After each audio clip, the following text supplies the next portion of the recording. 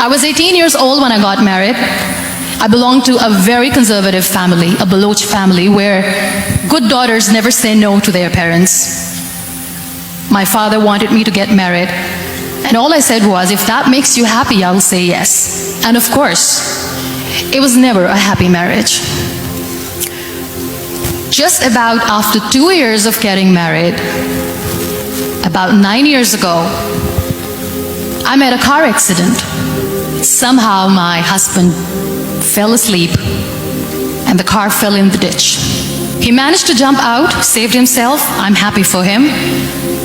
But I stayed inside the car and I sustained a lot of injuries. The list is a bit long, don't get scared. I'm perfectly fine now. Radius ulna of my right arm were fractured. The wrist was fractured. Shoulder bone and collarbone were fractured. My whole rib cage got fractured. And because of the rib cage injury, lungs and liver were badly injured.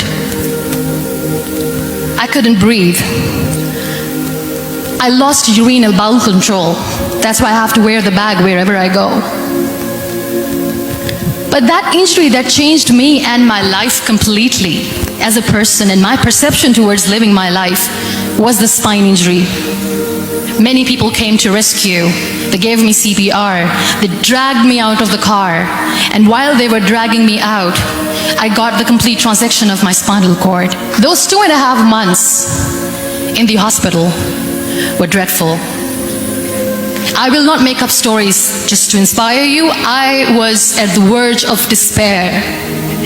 One day, doctor came to me and he said, well, I heard that you wanted to be an artist, but you ended up being a housewife. I have a bad news for you. You won't be able to paint again because your wrist and your arm are so deformed, you won't be able to hold a pen again. And I stayed quiet.